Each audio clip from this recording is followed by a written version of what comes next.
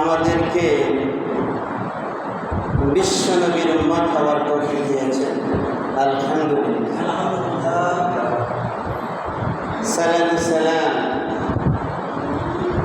আমাদের সেই হৃদয়ের স্পন্দন, বিশ্ব মানবতার জন্য আলো পত্রিকা, রাহমাতাল লিল আলামিন হযরত মুহাম্মদ সাল্লাল্লাহু আলাইহি ওয়াসাল্লাম।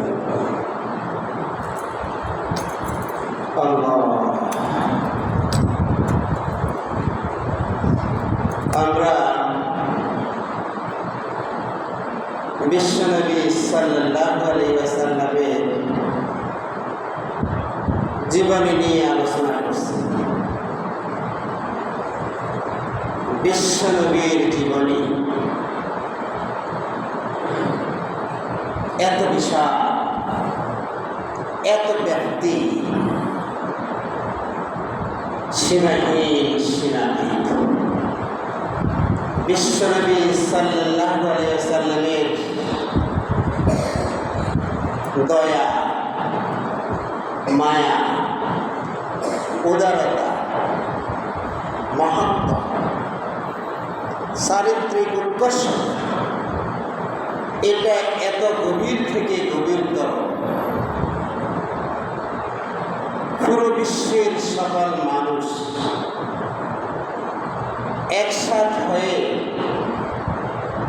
বিশ্বনবীর গুণাবলী, বিশ্বনবীর উদারতা, তার মমত্ববোধ, তার চারিত্রিক গুণাবলী লিপিবদ্ধ করতে থাকলেও যথাযথ হক আদায় করে দিতে পারবে না। আটলান্টিক মহাসাগরের সমুদয় পানি হয়তো একদিন মানুষ পরিমাপ করতে পারবে। প্রশান্ত মহাসাগরের পানি মানুষ হয়তো একদিন পরিমাপ করতে পারবে। প্রশান্ত মহাসাগরের মধ্যে কি পরিমাণ পানি রয়েছে, কিন্তু মহানবী সাল্লাল্লাহু আলাইহি ওয়াসাল্লামের চারিত্রিক বিশালতা, তার মহানুভবতা, তার ঔদার্য, তার সম্মান পরিমাপ করা, সূর্য পূর্ব দিগন্তে যতদিন উদিত হবে এবং পশ্চিম দিগন্তে যতদিন পর্যন্ত অস্তমিত হবে, ততকাল পর্যন্ত যদি মানুষ লিপিবদ্ধ করতে থাকে, শেষ করতে পারবে না। বিশ্বনবীর চারিত্রিক বিশালতা দেখে আকাশের বিশালতা দিগন্তে হারিয়ে গিয়েছে। বিশ্বনবীর মহানুভবতা, প্রেম, ভালোবাসা দেখে পৃথিবীর সমস্ত পাহাড় পর্বত চিরকালের জন্য নির্বাক হয়ে গিয়েছে, স্থবির হয়ে গিয়েছে। বিশ্বনবী সাল্লাল্লাহু আলাইহি সাল্লামের কথা বর্ণনা করে শেষ করা যাবে না। নবী করিম সাল্লাল্লাহু আলাইহি সাল্লামকে এমন সময় ফাটানো হয়েছে যে সময় দুনিয়ার মানুষগুলো প্রসূত বরণ করেছে, যে সময় এই জমিনটা অন্ধকারাচ্ছন্ন হয়ে গিয়েছিল, যে সময়ে মানুষে আর পশুতে কোনো ভেদাভেদ ছিল না। একটি ক্রান্তিকাল অতিক্রম করছিল। মানুষ মানুষকে পণ্যের মতো বিক্রি করত। মানুষ তার চারিত্রিক দিক থেকে কোনো ভালাই ছিল না। মানুষ তার জৈবিক চাহিদা নিবারণের জন্য শুধু একটি নারী হলেই চলত। সে কার মা, কার বোন, কার মেয়ে, কার স্ত্রী, এটা বিচার বিশ্লেষণ করার প্রয়োজন বোধ করত না।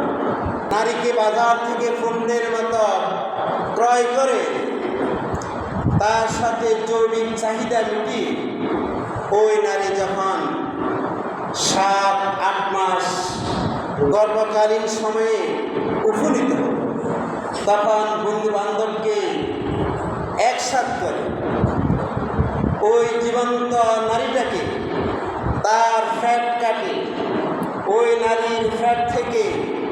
জীবন্ত বাচ্চাকে বের করে সে বাচ্চাকে এবং নারীকে তারা হত্যা করত। মানুষের সামনে মানুষ ছটফট করে মারা যেত, কিন্তু তাদের মধ্যে ন্যূনতম মায়া, ন্যূনতম দয়া, ন্যূনতম মমত্ববোধ, ন্যূনতম মনুষ্যত্ববোধ প্রকাশ পেত না। তারা আনন্দ উৎসব করত। এই ছিল মানুষের অবস্থা।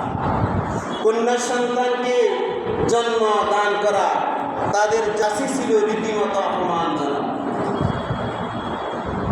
কন্যা সন্তান জন্মগ্রহণ করার পরে সমাজের সামনে, আত্মীয় স্বজনের সামনে, বন্ধু বান্ধবের সামনে কিভাবে প্রকাশ করবে সে একটি কন্যা সন্তান জন্ম দিয়েছে? এই জন্য নিজের আত্মসম্মানকে রক্ষার জন্য জীবন্ত কন্যা সন্তানকে কবরস্থ পর্যন্ত করেছে, কন্যা সন্তানকে গলা চিপে হত্যা করেছে। এই ছিল তখনকার চিত্র। ঠিক এভাবে মানুষ যখন একেবারে পশুত্বের চরম সীমা অতিক্রম করেছিল, এই পৃথিবী তার ক্রান্তিকাল অতিক্রম করেছিল। পৃথিবী আর ফিরে আসার কোনো সম্ভাবনা ছিল না। এমন অবস্থায় উন্নীত হয়েছে, হয়তো পৃথিবীটাকে ধ্বংস করে দিতে হবে, নয়তো এই পৃথিবীর মানুষরূপী পশুগুলোকে ধ্বংস করে দিয়ে পৃথিবীতে নতুন একটি জাতি, নতুন একটি সভ্যতা সৃষ্টি অবস্থা তৈরি হয়েছিল। ঠিক সেই বিভীষিকাময় মুহূর্তে, সেই অন্ধকারাচ্ছন্ন যুগে, সেই অমানবিক যুগে, সেই পশুত্বের যুগে আল্লাহ রাব্বুল আলামিন সর্বকালের সর্বযুগের সর্বশ্রেষ্ঠ মহামানব মুহাম্মদুর রাসূলুল্লাহ সাল্লাল্লাহু আলাইহি ওয়াসাল্লামকে আলোক পত্রিকা হিসাবে, রহমত হিসাবে, করুণার, দয়া, মায়ার, ভালোবাসার মূর্ত প্রতীক হিসাবে এই ধরাতে প্রেরণ করে অন্ধকার যুগকে আলোকিত করেছে। পশুত্ব বরণকারী মানুষগুলোকে পশুত্বের চরিত্র থেকে বের করে এনে মানুষের চরিত্রে রূপান্তরিত করেছে।